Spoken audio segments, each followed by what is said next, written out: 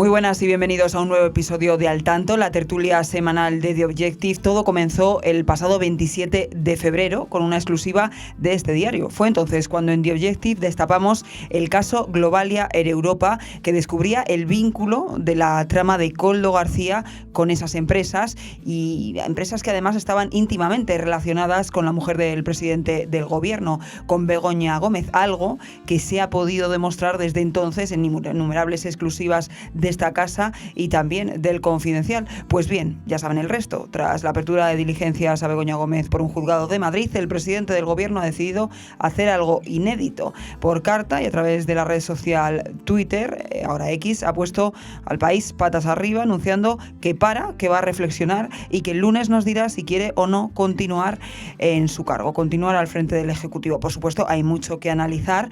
Hoy primero con el director de este periódico, pero también con algunos de los grandes profesionales que llevan más de un mes trabajando y contando las diversas noticias, pues la verdad que son innumerables.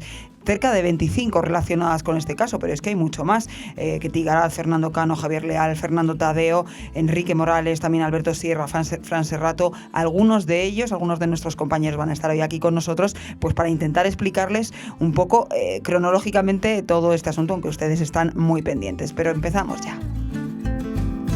Y empezamos, como les decía, dando la palabra y saludando al director de The Objective, Álvaro Nieto. Muy buenas. ¿Qué tal, Rocío? Pedro Sánchez no deja de sorprendernos. Sí, la verdad es que es imprevisible y realmente, en fin, siempre tiene guardada una sorpresa en la chistera, y en este caso, pues efectivamente nos ha pillado a todos desprevenidos, y lo que pasa es que es tan imprevisible que ahora mismo no tenemos claro si se va a ir o si se va a quedar, porque ha dicho que va a reflexionar durante unos días y ya veremos qué hace. Si nos tenemos que fiar de su trayectoria y de lo que le conocemos, pues en fin, yo apostaría más a que se va a quedar, porque no es un hombre que tire la toalla con facilidad, ¿no? Yo creo que es un tipo que se ha caracterizado por ser un luchador, por ser bastante resistente. Fiel a ese manual de resistencia. Claro, pero y también se puede agotar. yo creo que es muy peleón y que va a dar la batalla hasta el final. Pero bueno, también es cierto que si dice la verdad y lo que dice en esa carta es cierto, pues probablemente se lo esté pensando y probablemente haya que dejar un hueco a la posibilidad de que finalmente dimita. Yo sostengo que no creo que dimita por dos razones. Porque si uno quiere dimitir, dimite, no anuncia que dimite. Es decir, normalmente uno pues se va y punto. Y luego, si de verdad te lo estás pensando, pues hombre, tampoco hace falta montar este espectáculo. Es decir, tú puedes cancelar tu agenda diciendo que te ha entrado una repentina gastroenteritis, cancelas los actos oficiales durante 2 o 3 días, te retiras a la Moncloa a recuperarte de la gastroenteritis y reflexionas con tu mujer o con quien quieras si tienes que dimitir o no. Pero lo haces, digamos, en la intimidad y lo comunicas a posteriori. O sea, no tienes por qué exponer a todo el mundo a esta tensión y a esta incertidumbre durante unos días.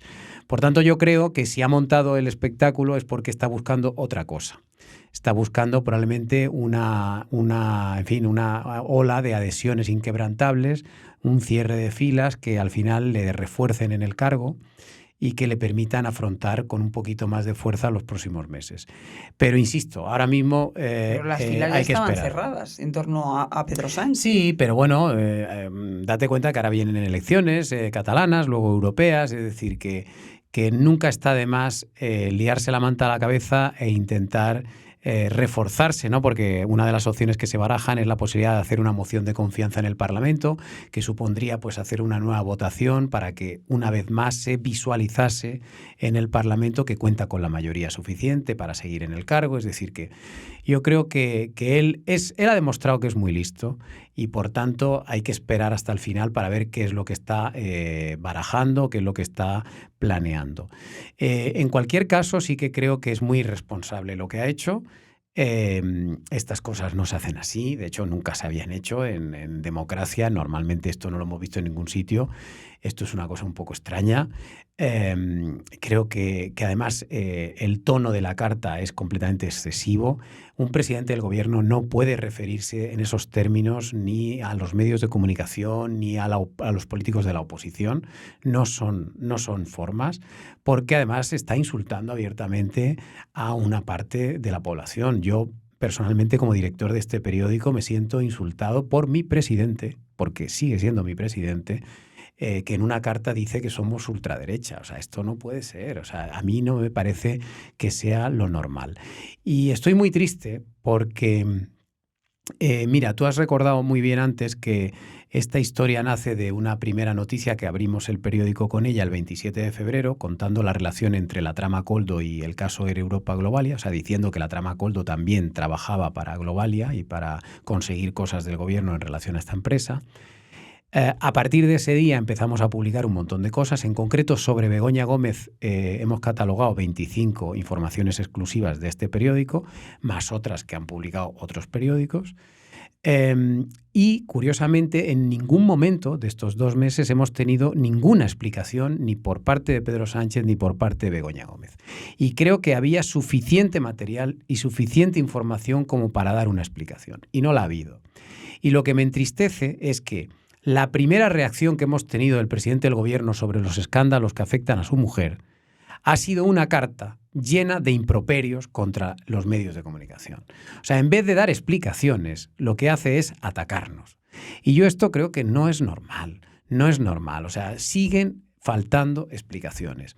Porque, mira, Rocío, yo sostengo que no está claro, o al menos yo no tengo tan claro, que aquí haya un delito por parte de la esposa del presidente del gobierno. Pero lo que sí que tengo clarísimo, porque están las evidencias encima de la mesa, es que ha habido unos comportamientos completamente inapropiados y reprochables.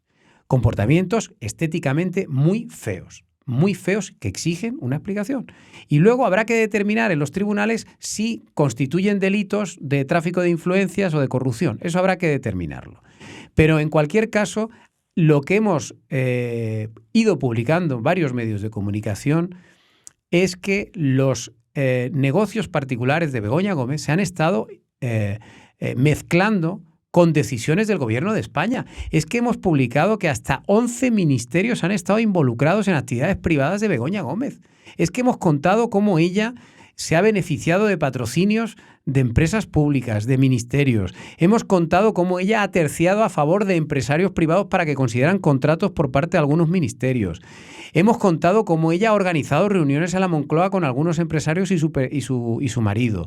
Hemos contado cómo se ha reunido con la cúpula de Globalia varias veces mientras Globalia negociaba su rescate por parte del gobierno. Y, por ejemplo, hemos contado cómo el presidente del gobierno toma la decisión de rescatar Globalia y Air Europa y toma la decisión en los años 20 y 21 de darles 1.100 millones de euros cuando perfectamente sabía que su mujer se estaba beneficiando de un patrocinio de Air Europa. Entonces, hombre, lo mínimo que tenía que haber hecho el presidente es abstenerse de participar en una decisión en la que está involucrada una empresa que le paga a tu mujer. Digo yo. Entonces, aquí hay una serie de cuestiones que exigen explicaciones. Y no me vale el argumento de que de la esposa del presidente no se puede hablar. Claro que se puede hablar. Tenemos la obligación, los medios de comunicación, de señalar aquellas conductas que nos parecen relevantes porque pueden estar constituyendo algún tipo de falta o de delito. Y lamentablemente lo que estamos encontrando es una oleada de ataques y una campaña de acoso y derribo a los medios que estamos haciendo este trabajo. Y me parece muy lamentable. Pero bueno, vamos a seguir porque en realidad hay mucho todavía para tirar del hilo y yo de verdad le deseo lo mejor a Sánchez y a su mujer, pero no me parecen formas ni lo que han hecho ni lo que están haciendo ahora mismo.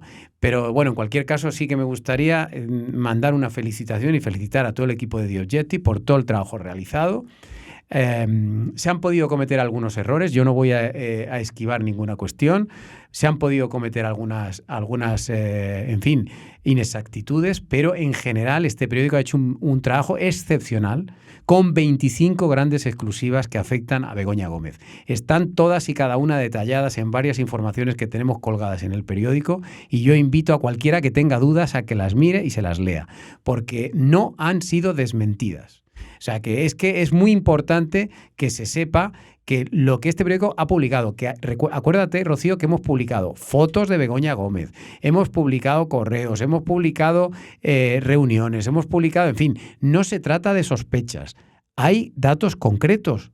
Y testimonios y también. Testimonios concretos. Entonces, no estamos inventándonos nada. Aquí no hay, ellos tratan de decir, no, son bulos, tal, no sé qué, la ultraderecha. No, perdone, no.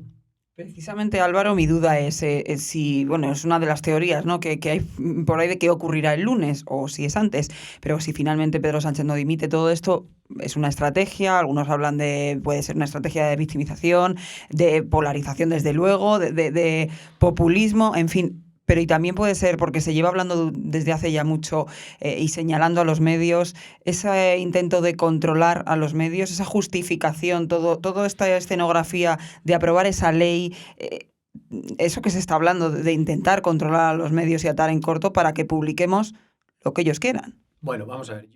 Yo creo que lo que sí que existe es una campaña de acoso y derribo por parte del gobierno y de sus aliados mediáticos para desacreditar a los medios medianamente críticos con el gobierno. Esto es evidente.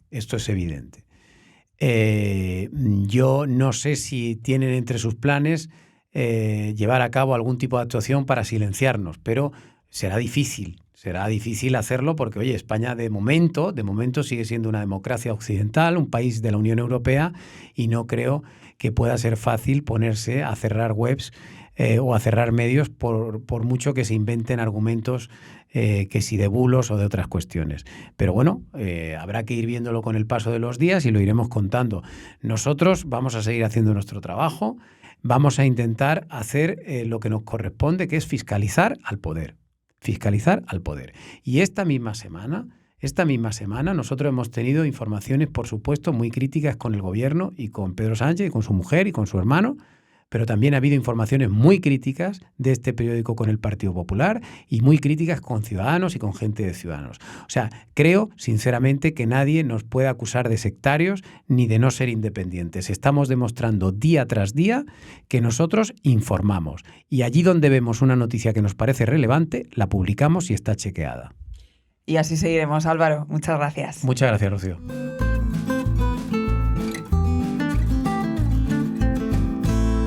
Pues vamos a seguir y saludamos ya a nuestra compañera Ketty Garat. Ketty, muy buenas. ¿Qué tal, Rocío? ¿Cómo estás? Pues estamos, ¿no? ¿Cómo estás tú? Porque claro, la intensidad, lo venimos diciendo todos estos años, la intensidad no para, lo hablábamos con Álvaro Nieto hace unos minutos. Pedro Sánchez no deja de sorprendernos y claro, no sé si también, tal y como leo en tus informaciones, sigue sorprendiendo a su propio partido. Tú hablas de conmoción en el PSOE por ese amago de Sánchez, estamos fuera de control. Pasados ya las primeras horas iniciales a esa carta de Pedro Sánchez, pasó casi un día, ¿cómo están los ánimos en Ferraz, Ketty? Pues todavía en estado de shock. Ahora mismo ahí continúa la conmoción, la verdad, porque yo creo que solo hay una persona que sepa lo que va a pasar realmente y podríamos considerar, porque el ministro de Presidencia, Félix Bolaños, es una buena fuente, que Óscar López, el jefe de gabinete, también lo es, que las personas que trabajan en el Palacio de la Moncloa lo son. No, ahora mismo solo hay una fuente absolutamente fiable, que es la del presidente del gobierno, Pedro Sánchez, y los demás, todos, incluyendo a su núcleo duro, están especulando sobre cuál va a ser el futuro de esa decisión. Es muy relevante que el presidente del gobierno se haya aislado, se haya bunkerizado en el Palacio de la Moncloa. El Palacio de la Moncloa es un complejo muy grande en el que hay muchos edificios. Conocemos o se suele hablar siempre de Semillas, que es donde se producen las reuniones más relevantes, el edificio donde está Presidencia del Gobierno, y luego está el palacio, la residencia del jefe del Ejecutivo. Lo que nos dicen es que cuando sale precisamente del Congreso de los Diputados en la sesión de control de este miércoles, el presidente escopetado, además. Sale escopetado como un Miura, nos dicen las fuentes que hemos consultado, y se encierra en su domicilio, en su residencia oficial, y no participa en la reunión del gabinete de crisis que tiene lugar ese miércoles por la noche, justo después de que anuncie vía Twitter precisamente esa reflexión de 5 días hasta el próximo lunes. Y no participa, ya digo, estaban allí los primeros espadas, y no participa porque no quiere. Y yo creo que esto es muy relevante, ¿por qué no quiere? Bueno, básicamente lo que nos cuentan es que ahora mismo está dolido, está cabreado y está decepcionado también con su núcleo duro, que considera que han salido pues, a criticar a los medios de comunicación que hemos informado sobre las cuestiones relativas a su mujer, a Begoña Gómez, pero no han salido a defender públicamente a Begoña Gómez. Yo sí percibo un cambio en el argumentario en las últimas 24 horas, cuando hemos visto ya a personas del peso de María Jesús Montero, la que sería la llamada a sucederle temporalmente como presidenta del gobierno interina hasta la celebración de una nueva investidura, en el caso de que Pedro Sánchez anuncie realmente que se va. Y ese cambio de discurso o ese cambio de guión básicamente pasa por defender que Begoña Gómez es una mujer independiente, una mujer libre, una mujer moderna, una mujer que tiene derecho a trabajar, en contra, decía María Jesús Montero, de lo que quiere la derecha. Y por lo tanto, me parece relevante y me parece que ejemplifica o que explica lo que dicen estas fuentes, ¿no? Esa decepción, esa conmoción que tiene el jefe del Ejecutivo con su equipo, que considera que no, primero por una parte, que no le han defendido como se debería, y segundo, que empieza a dudar de que alguien en su equipo le haya traicionado, porque la información que se ha ido publicando y que hemos ido publicando, evidentemente si no te la cuentan topos de el núcleo duro, es muy difícil acceder a ella. Salga, claro. Llegados a este punto y pasado esa pataleta inicial, algunos ya hablan de que ni siquiera van a pasar esos días, que la decisión podríamos conocerla antes. Es verdad que estamos en el arranque de la campaña en Cataluña y parece que no va a participar Pedro Sánchez, pero este sábado también hay citas importantes relacionadas con las elecciones europeas. ¿Va a tener algún tipo de actividad Pedro Sánchez? El Comité Federal del Partido Socialista es el máximo órgano entre congresos. Es una reunión muy relevante. De hecho, siempre se inicia después del saludo oficial con el informe de gestión del presidente del Gobierno, o sea, del secretario general del Partido Socialista, obviamente, y no va a acudir, y esto es un hecho absolutamente inédito, que el secretario general no acuda. No sé si ha habido alguna reunión de un congreso, de un comité federal en la que no haya asistido el secretario general del Partido Socialista, y yo creo que esto, insisto, es muy relevante porque él ha dicho que no quiere acudir, con lo cual todo nos lleva a lo mismo, ¿no? A ese enfado, a esa decepción, a ese cabreo. Es relevante porque además se aprueban, como tú bien dices, las listas para las elecciones europeas, la proclamación definitiva de Teresa Rivera como cabeza de lista a las elecciones del próximo 9 de junio y el resto de los integrantes de esa lista. Yo creo que eso, ya digo, me parece muy relevante, y sobre todo es relevante porque además se espera que lo que ocurra este sábado en Ferraz sea un comité de aclamación, de petición colectiva de militantes socialistas de toda España, a los que Ferraz ha convocado, porque se están fletando autobuses para que haya una participación masiva a las puertas de Ferraz, y se espera que sea una aclamación del candidato, que se le pida del secretario general y del presidente del gobierno, que se le pida que permanezca, que continúe. Y yo creo que esto, desde luego, es muy relevante. Ya digo que nadie sabe cuál es la decisión que va a tomar. Es verdad que yo te podría decir, yo creo que todos estamos quemando el teléfono hasta niveles insospechados. Pero al final son especulaciones, es lo que decías, es que lo sabe él y probablemente Begoña. Es verdad que hay mejores y peores fuentes en esto de las especulaciones, porque pues los que trabajan en la Moncloa escuchan mantienen una conversación, escuchan algo por aquí, algo por allá, que si ven si Pedro Sánchez está contestando los mensajes o no, está recibiendo llamadas o no, a quién ha llamado para hablar con él. Esas informaciones son señales, ¿no? que emite el propio presidente del gobierno y que te pueden llevar a una dirección a otra. Yo tengo que decir que el 90% de las personas a las que he consultado en las últimas horas, el 90% dicen que se va. Dicen que se va, el 90%. Yo desde el primer momento he sostenido que creo que se queda. Y hay poca gente, es verdad que yo creo que fue perfiles a lo mejor cualificados, que consideran que se puede quedar, pero que desde luego van a cambiar muchas cosas porque se ha cruzado un Rubicón muy importante, se ha traspasado una línea y por lo tanto aquí, si se queda, tendrá que ser con un horizonte tanto de convocatoria de elecciones como de remodelación del gobierno, de remodelación del equipo, provocando la caída de determinados perfiles que asuman determinadas responsabilidades y vuelvo otra vez a lo de la sombra de la traición de algún miembro de su equipo. Yo creo que desde luego estamos ante un punto de no retorno en el que van a pasar cosas. ¿Serán las mayores cosas que pueden pasar o se quedará a medio camino?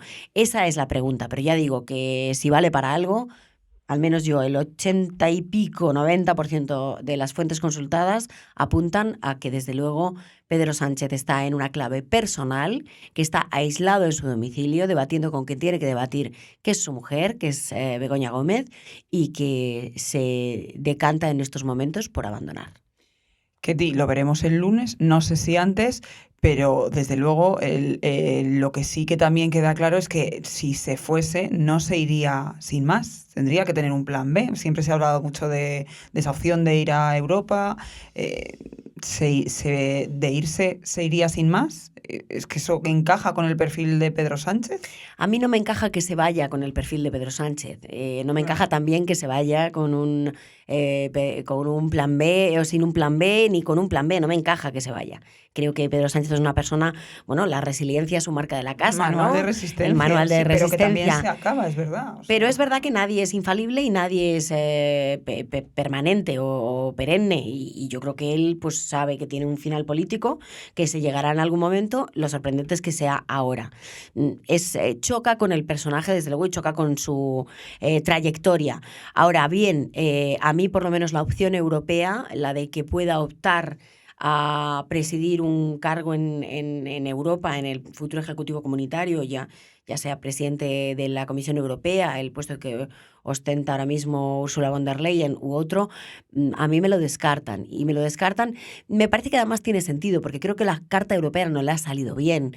Si vemos y echamos una ojeada en los medios de comunicación internacionales, el perfil de su mujer aparece ligado ya de manera irrevocable a la corrupción. La corrupción aparece en todos los titulares de prensa. Yo creo que aunque solo sea una sombra de sospecha a día de hoy y no una confirmación judicial, creo que no le ha salido bien la jugada europea. No creo que eso sea determinante para no optar a ese puesto, pero creo que él no tenía decidido ir a ese puesto tampoco. Creo que su futuro político, por lo menos lo que a mí me dicen, pasa por seguir reforzando su papel de líder de la socialdemocracia mundial a través de la presidencia de la Internacional Socialista, que está más ligada que a los socialdemócratas europeos, a los socialdemócratas o a los socialistas latino e iberoamericanos y africanos que integran precisamente esa organización, la Internacional Socialista, y yo desde luego no le veo como un perfil a futuro en el Ejecutivo Comunitario, Rocío, la verdad que no. La verdad que no. Ketty, como siempre, muchas gracias. A ti. Y ánimo para Gracias. lo que viene.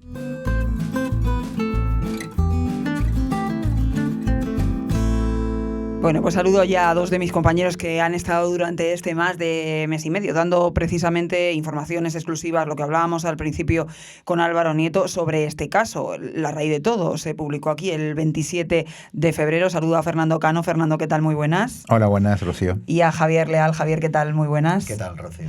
Vamos por partes, vamos por el inicio, por ese 27 de febrero en el que este diario publicaba que la trama Koldo había hecho negocios para su filial Air Europa en presencia del exministro de Transportes José Luis Ábalos y en las propias instalaciones del Ministerio. Una foto exclusiva en torno a esa mesa, que fue la imagen de portada de aquel día. A raíz de desvelar The Objective esta noticia, al día siguiente varios medios de comunicación ya empezaron a establecer ese vínculo entre Globalia y Begoña Gómez.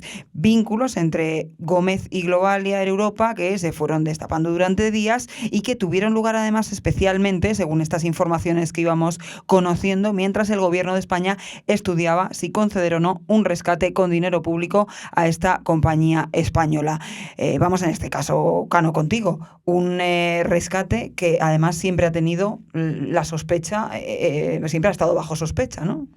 Bueno, sí, la verdad es que el rescate de Air Europa fue el primer rescate conseguido por el Fondo de Solvencia de Empresas Estratégicas aprobado por el gobierno en plena pandemia para ayudar a grandes compañías que estuviesen pasando por problemas de liquidez a raíz de la fuerte bajada de su cifra de negocio por la caída en el caso de Air Europa, por la caída de los vuelos y por la cancelación del tráfico aéreo durante varios meses. Es verdad que Globalia, como empresa matriz de Air Europa, fue una de las grandes afectadas por esta situación, pero no fue la única. Sin embargo, fue la primera que fue rescatada con el montante más elevado que posteriormente fuese gestionado por este fondo.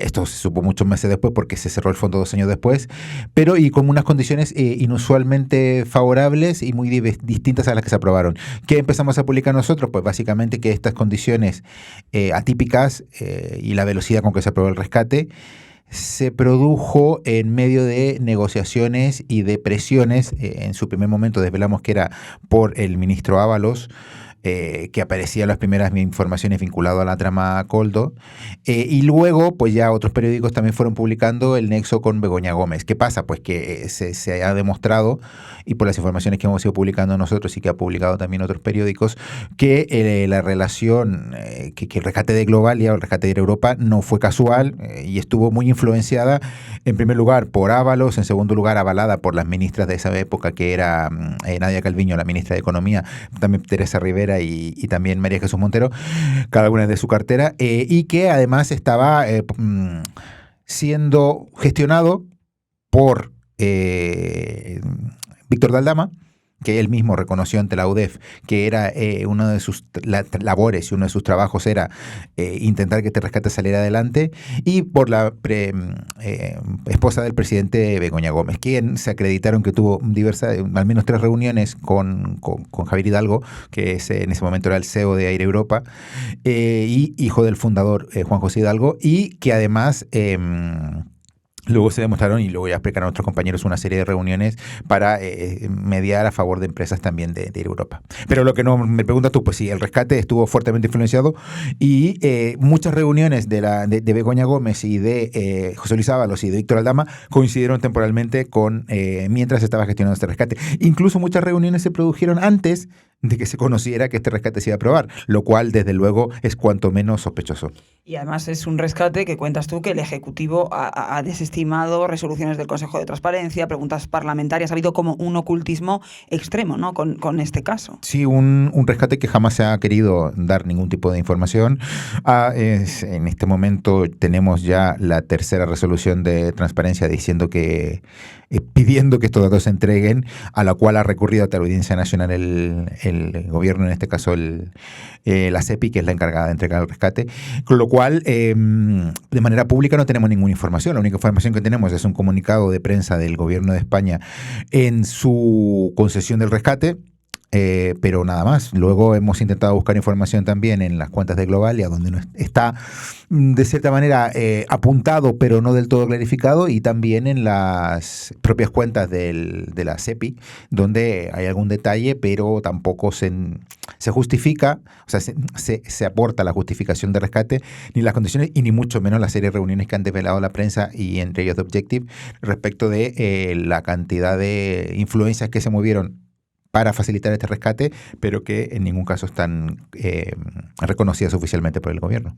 En concreto, The Objective destapó como mientras Gómez, como decías, se reunía en diversas citas con esa cúpula de Globalia, el gobierno, como estás contando, llegó a adjudicar hasta 1.100 millones de euros en varias filiales, avales, ayudas, subvenciones entre 2020 y 2021. Uno de ellos llama también especial la atención, y ahí The Objective ha puesto también el ojo, al grupo que la familia Hidalgo había creado una filial llamada Guacalúa para precisamente estrechar esa vinculación presuntamente con Begoña Gómez, con la pareja de Sánchez. La había creado un año antes, tal y como también desveló este periódico. Tras estas noticias, además, se supo que Begoña Gómez se había reunido en diferentes ocasiones. Lo estaba contando aquí Fernando Cano justo antes de que se autorizase ese rescate a la aerolínea de, concretamente, 475 millones en el 20. Y se da la circunstancia, ahora aparece otra persona, que en el lanzamiento de Guacalúa, de esta empresa, recordamos, del grupo de la familia Hidalgo, participó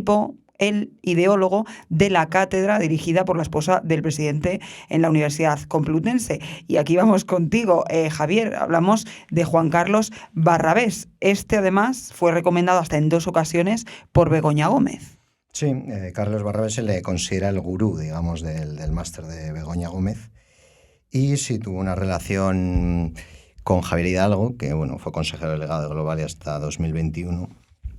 En el que le hizo una serie de trabajos, tuvieron unas cuantas reuniones para ayudarle un poco a relanzar la compañía. Él quería que Globalia se pudiese relanzar en tema de startups, él era un experto en todo el tema de la innovación digital, y tuvieron varias reuniones. Entonces, ahí de alguna forma Barrabés coincidió con Javier Hidalgo, y al mismo tiempo, a la par, digamos, también va conociendo a la mujer del presidente, a Begoña Gómez.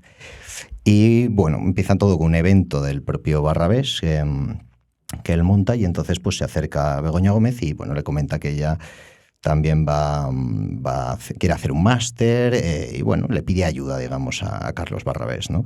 Y así es poco a poco como se va generando una relación donde Barrabés le va a ir suministrando profesores, le va a ir estructurando el máster y le va a ir ayudando a Begoña Gómez en todo lo que le pedía, básicamente. Pero, Javier, hay que decir que esa intervención de Begoña Gómez para impulsar el proyecto y también los proyectos de Barrabés no se quedó en las recomendaciones de las que hablábamos, recomendaciones para conseguir contratos públicos que hizo la mujer del presidente en 2 cartas, según publica El Confidencial.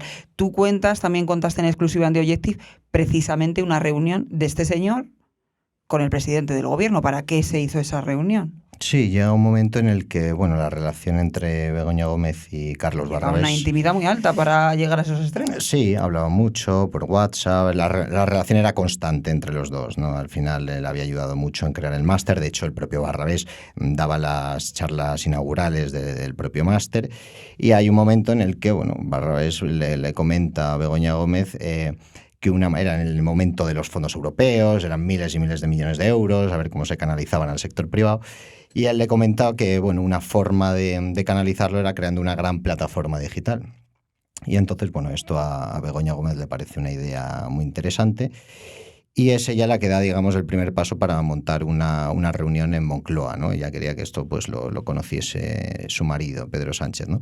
Y allí mantiene una reunión donde se habla de fondos europeos, donde está Manuel de la Rocha, que digamos que es el hombre fuerte de los asuntos económicos allí en Moncloa, y donde se le atiende al propio Barrabés, ¿no? Entonces fue una reunión larga donde se habla de fondos europeos, donde se tocó esta plataforma, que finalmente no salió.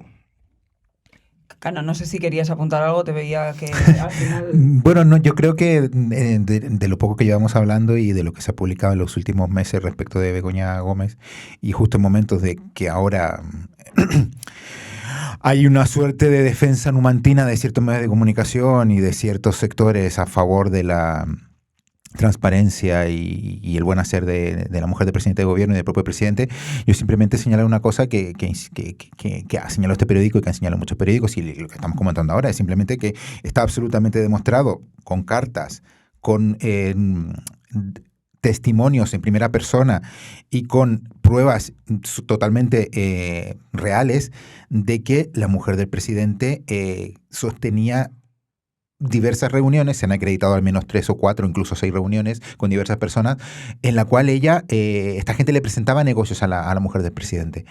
¿Es esto ilícito? Pues eso, como decía nuestro director Álvaro Nieto, pues lo tendrá que demostrar un juez. Pero es una realidad, o sea, es una realidad palmaria y demostrada por diversos medios que la mujer del presidente sostenía reuniones con empresarios que le presentaban proyectos. Entonces, claro, si tú eres la mujer del presidente, evidentemente no van a ti a presentarte esos proyectos porque tú eres una gran profesional, que seguro que lo es, no lo pongo en duda. Pero claro, es evidente que tú vas a reunirte con la mujer del presidente para intentar buscar algún tipo de mediación para conseguir algo, ya sea una cátedra, ya sea un negocio, ya sea una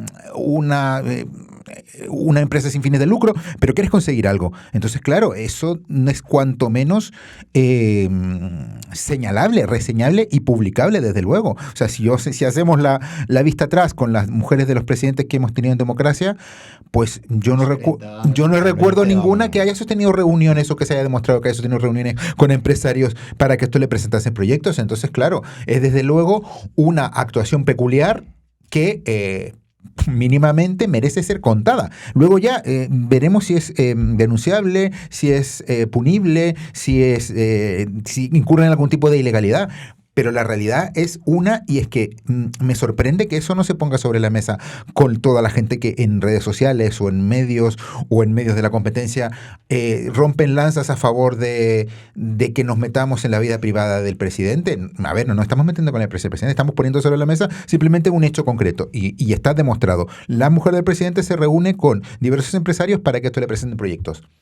Eso es desde luego noticiable y creo que a nivel de todo el mundo. Me parece que no hay ninguna mujer de un presidente en el mundo actualmente que tenga algún tipo de noticia sobre eso. Entonces, claro, desde luego es noticiable. Y ya no que le presenten proyectos, es que se reúne con empresas que han sido rescatadas con dinero público. Hombre, si aquí nadie decía María Jesús Montero, criticaba, ¿no? Es que parece que es una profesional independiente, parece que la mujer del presidente no puede trabajar, como tú dices, es que nadie está cuestionando su profesionalidad, que seguramente la tiene. Lo que estamos cuestionando es, o por lo menos poniendo de manifiesto para que la gente lo sepa, que esta mujer ha tenido muchas reuniones casualmente con empresas que algunas de ellas han acabado recibiendo dinero público, y eso pues tendrá que determinar, como dices y como ha comentado Álvaro, un juez si es legal o no, pero estético no parece muy estético. Y sobre todo porque en ningún momento se ha explicado nada. Lo decía el editorial de esta semana también de Álvaro Nieto, claro, es que al final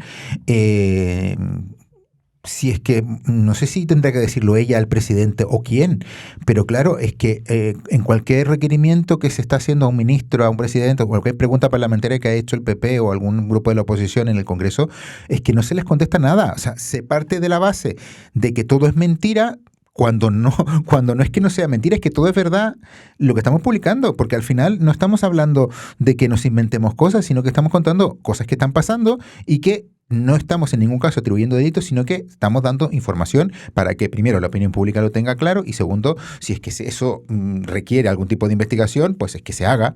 Pero claro, no estamos, primero, atribuyendo delitos y, en segundo lugar, necesitamos explicaciones. Llevamos 2 meses pidiendo explicaciones que ahora mismo nadie ha dado ninguna explicación. Solo hay una carta del presidente victimizándose, diciendo que se ataca de manera gratuita a su mujer, pero en ningún caso ha dado ninguna explicación. Entonces eso me parece gravísimo. Estamos reflexionando, Cano. Otra de las informaciones que precisamente tú has dado estos días, hablamos, como les decimos, desde ese 27 de febrero que publicamos esa relación y que arranca un poco toda esta situación que estamos viviendo. El gobierno, volvemos a ese rescate de Europa, además de llevar 3 años ocultando el rescate, el detalle, no contesta sobre el detalle de ese rescate. Has contado también que ese rescate en el que me dio la presunta trama corrupta de lo de las mascarillas, pues había 3 ministerios, 3 ministras implicadas o relacionadas de alguna manera en su aprobación. Pero es que el gobierno rescató a Air Europa con una empresa, como tú cuentas, que no cumplía además los requisitos.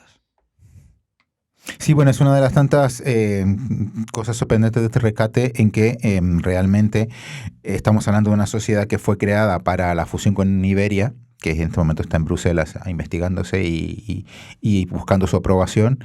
Pero claro, es una sociedad instrumental que no era ni la sociedad que tenía todos los activos, ni la sociedad que tenía todo el empleo. Entonces, realmente era una sociedad que no tenía problemas económicos. Era una sociedad que has creado tú para hacer un negocio y que luego has utilizado para a través de ella desviar, llevar los recursos hacia las sociedades que estaban rescatadas. Eso en el papel que manda la Comisión Europea para aprobar estos rescates no venía, pero sin embargo fue aprobado. Con lo cual, es una de las cosas que también nos gustaría que nos aclararan en los requerimientos que se han hecho para tener información de este rescate, pero que no se ha dado ninguna respuesta. Cano, Leal, compañeros, muchas gracias y bueno, enhorabuena por el trabajo que venís realizando siempre, pero fundamentalmente desde ese 27 de febrero, pues con todas estas noticias que, como bien está diciendo Cano, no se trata de señalar ninguna ilegalidad, pero sí de contar, que juzgue un juez, que es el que tiene que juzgar, pero contar lo que ha ido sucediendo y esas relaciones empresariales y profesionales de la mujer del presidente con diversas empresas. Gracias, compañeros. Gracias, Rocío. Gracias.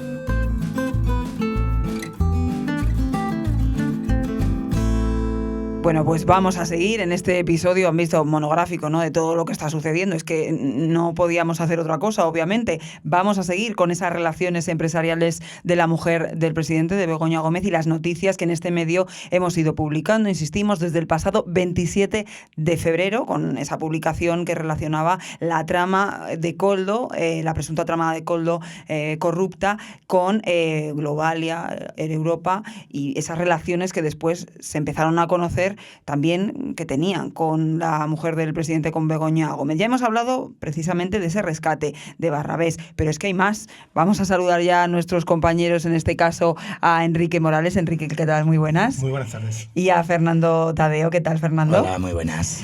Pues vosotros habéis publicado también muchas noticias sobre este asunto. Vamos a la primera. Empezamos por una de ellas. Al menos 11 ministerios se han involucrado en las actividades privadas de Begoña Gómez. ¿Quién empieza? Bueno, pues si quieres empiezo yo. Sí, en la noticia lo que veníamos a contar es que, bueno, que hasta 11 ministerios, es decir, la mitad de los que hay en el gobierno de Pedro Sánchez, se habían involucrado en las actividades de su mujer, es decir... Las actividades privadas. En las actividades privadas, efectivamente, que son participación en foros, en todo el tema, ¿no?, de Globalia y su rescate a través del Ministerio de Transportes, y otra serie de cosas, ¿no? Como por ejemplo, pues en la creación de una empresa que creó Begoña Gómez en el año pasado, que luego yo creo que vamos a hablar de este tema. Bueno, pues eso, 11 se habían involucrado de alguna manera. La mayor parte de ellos era a través de patrocinios, ¿no? Es decir, con entrega de financiación. Al final, eso es de dinero público que ha ido a parar a las actividades de la mujer del presidente. Según toda la información recabada por The Objective que publicáis en ese artículo, industria, agricultura, economía, transición ecológica, transportes, derechos sociales, ciencia, sanidad, educación, igualdad y exteriores, todos ellos, como dices, han apoyado distintos proyectos y foros liderados o en los que ha participado de alguna manera Begoña Gómez. Enrique, claro, aquí, pues bueno, decimos que es eso, es que nosotros intentamos manifestar qué es lo que ha venido ocurriendo en la actividad empresarial de la mujer del presidente, que no parece, o por lo menos no ha sido habitual en otras mujeres de presidentes del gobierno español. Efectivamente, vamos a ver, al menos sorprende que la hiperactividad de Begoña Gómez, es decir, ella ha participado en innumerables foros, en proyectos innovadores, sostenibilidad,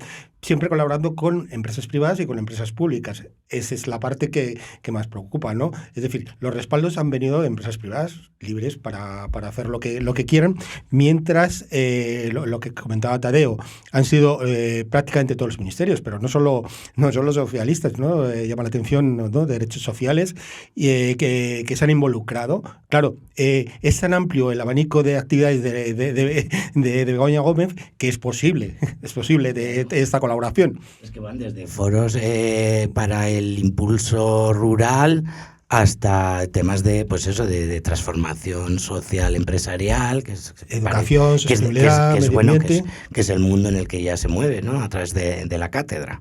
Decía la vicepresidenta del Gobierno, María Jesús Montero, decía que es que se está criticando la actividad profesional de una gran profesional como es Begoña Gómez, una mujer independiente. Aquí no estamos criticando, estamos poniendo de manifiesto precisamente esa actividad tan activa, ¿no? Valga la redundancia, de Begoña Gómez. Pero financiada con recursos públicos. Es que ahí es donde está el matiz de todo, es que ha habido dinero público que ha ido o se ha transferido para cosas en las que ella ha participado. Entonces, yo creo que este es el punto clave. De la cuestión, evidentemente, porque ella evidentemente puede controla. tener su actividad privada como cualquier otro ciudadano, creo. Faltaría más. Lo que pasa que, claro, lo que estamos poniendo de manifiesto es que hasta 11 ministerios han estado relacionados con esa actividad privada que, bueno, como vosotros contáis, la mujer de Sánchez se presenta como experta en el tercer sector. Aquí, claro, caben muchas cosas. Y en áreas de sostenibilidad. Y ahí entramos en esa economía social. En esa empresa, ¿no? Que también en The Objective publicas en exclusiva, que crea precisamente sobre este asunto. Sí, después de todas estas participaciones en foros a lo largo de los últimos años, ¿no? Y a través también un poco desde, ¿no?, la posición que tiene como directora, ¿no?, de una cátedra en sostenibilidad y en economía social en la Complutense, en noviembre del año pasado, de 2023, días después de que su marido fuera reelegido o fuera revalidado en el cargo de presidente del gobierno, ella registró una empresa privada con el mismo nombre que la cátedra, precisamente. Es decir, y además en esta empresa, el objeto social de la empresa es de asesoramiento en sostenibilidad principalmente, ¿no? En esta empresa, además, colabora la universidad. Es decir, que ahí es otra vez donde entra la parte pública de todos los negocios, por lo que estamos viendo, de todas las actividades de Begoña Gómez. Además explicas tú precisamente en ese artículo que consiguió poner en marcha esta empresa después de que el Ministerio de Industria autorizase la marca, a pesar de que 7 meses antes se la había denegado. Sí, la marca no era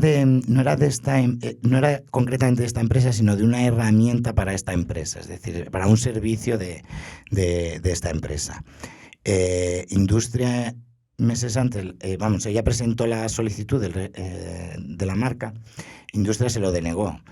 Parece, las marcas se pueden denegar por muchos motivos, porque coincide con el logo de otra empresa, por los colores, el caso es que se la denegó y 6 meses después se la aceptó. Lo que pasa es que todo el proyecto de esta empresa se vio retrasado, yo creo, por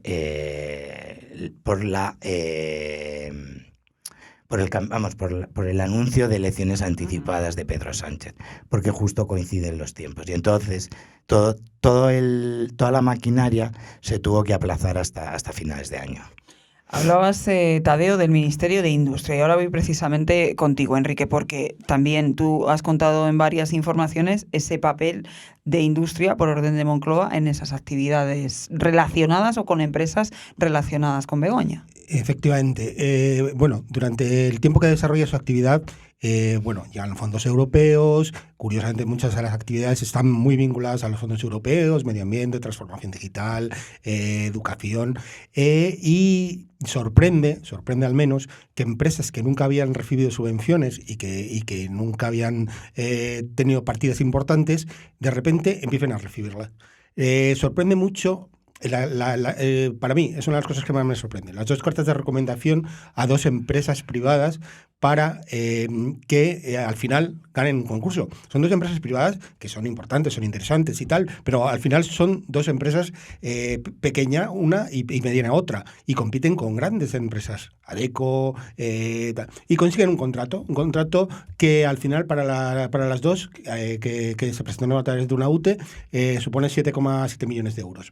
Y luego nos vamos a las subvenciones. mirando las Y subvenciones... aquí, perdona sí. Enrique, hablamos de otra persona que también está en varios asuntos dentro del señor Barrabés que hablábamos antes con Leal, que es precisamente, ¿no?, El promotor promotor del máster y el dueño de estas dos empresas, o la persona que está detrás. En una de ellas está efectivamente Barrabés, y con la otra conforman una UTE que sale triunfadora de un contrato muy interesante. Y luego, pues eso, si nos vamos a las subvenciones, algo parecido. Una de las empresas de Bailey consigue un contrato, una ayuda directa de 10 millones de euros, una partida importante. Y viene el Ministerio de Industria. En ese momento ya estaba Héctor Gómez en el ministerio. Bueno, Barrabés, que además de ser el ideólogo, ¿no?, del máster y de la cátedra, participó también en un proyecto anterior de Begoña Gómez, es decir, en una empresa creada por Globalia. Sí, en Guacalúa. Por Europa.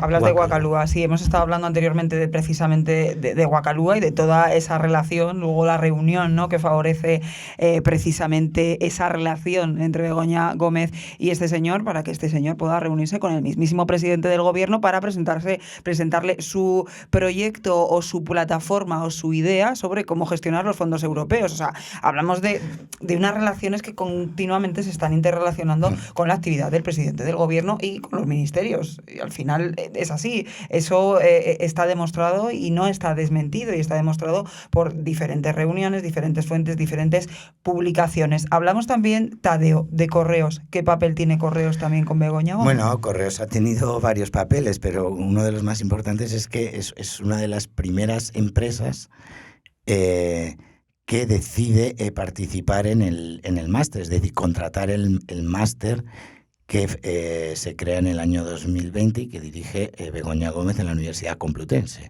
Es decir, Correos adjudicó, días después de que se iniciara este máster, adjudicó un contrato de 7.000 euros, no es mucho la partida, pero bueno, está ahí. Es una empresa pública que además estaba dirigida en su momento por uno de los que se considera muy amigo personal de Pedro Sánchez, que es Juan Manuel Serrano, que fue su ex jefe de gabinete en el PSOE. Entonces, bueno, yo creo que ahí otra vez la participación pública aparece una vez más en los negocios, las actividades, llamámoslo como queramos, de la mujer del presidente.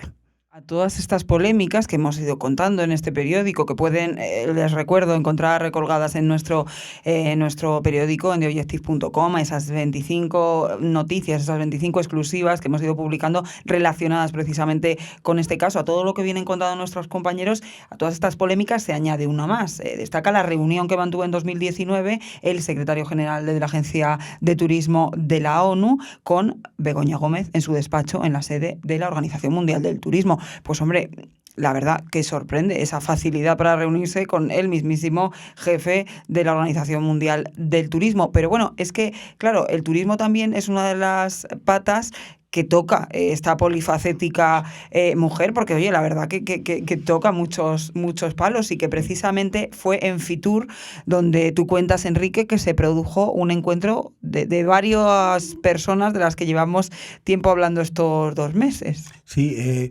resulta curiosísimo. Pues pocos meses, o un par de meses antes de que se produjese el estado de alarma y por la pandemia, se celebró un Fitur que congregó a personajes muy dispares, pero que se fueron cruzando, como si fuese una película, ¿no? Entonces, allí estuvo Begoña Gómez con Guacalúa en el stand de Globalia, de Europa.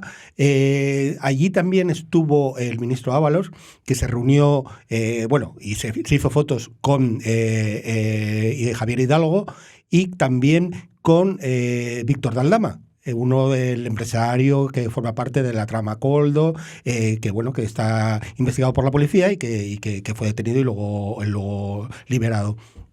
También sorprende que Ábalos se fotografió con un empresario venezolano bueno, que vive en México, pero le llaman venezolano, porque nació en Venezuela realmente, y que es el empresario que fomentó Pronalab. Pronalab es una empresa que en República Dominicana pues lo que hizo es recibir dinero de la trama Coldo.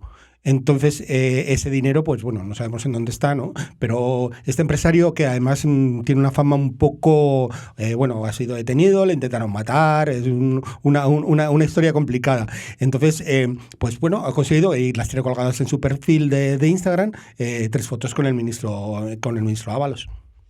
En fin, una trama de relaciones, de personas interrelacionadas unas con otras que hemos intentado contar y que os felicito por el trabajo de todo esto, de estas semanas, que hemos intentado contar pues esas relaciones, poner de manifiesto esas relaciones de la mujer del presidente con la empresa privada, también con ministerios, también con el sector público, y que volvemos a reiterar, nosotros en ningún momento hemos imputado un delito a nadie, eso lo tiene que hacer un juez que determinará o no, simplemente hablamos de esas relaciones que están, que no se han desmentido, que también otros medios han publicado, que hay fotografías, que hay documentos, que hay todo tipo de fuentes que cercioran esas reuniones y que verifican vuestras informaciones, así que yo solo me queda daros la enhorabuena y a seguir trabajando, compañeros. Pues muchas gracias, Rocío. Eso, a seguir. A seguir, gracias. Y gracias también a todos ustedes por escucharnos una semana más, escuchar este